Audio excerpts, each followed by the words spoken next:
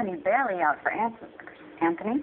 Well, Caitlin, most of the responses we got on Facebook expressed support for the man who was shot by the accused burglar. Law enforcement officials tell us that we spoke with today said defending your property can be a bit tricky when it comes to the law.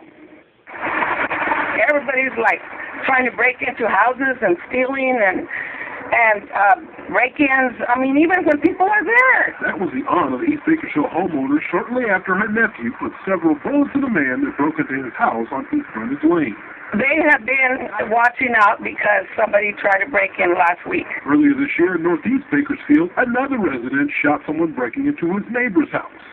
Different scenarios with residents taking the law into their own hands. If someone comes into my house in the middle of the night, they're probably not going to like the outcome. Sheriff Donnie Youngblood says defending your home and family is a right he believes in, if done legally. It doesn't mean that you can chase someone down the street because you're angry and pull the trigger. The definition of an imminent threat can change depending on the situation. It all depends on the amount of fear, what the person is inside their home is, what they're thinking.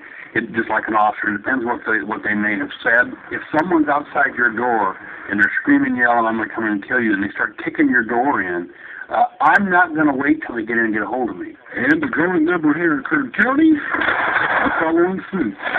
On a recent trip to Second Amendment Sports, Alex Bowman gave us a tour from the historic. Up at the top, we have a Stoeger coach gun, 1800s, like 1873.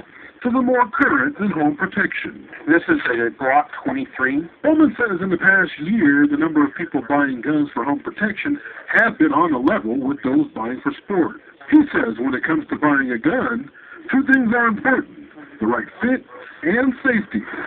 And in a stressful situation, you're only going to be half as good as your worst day of training.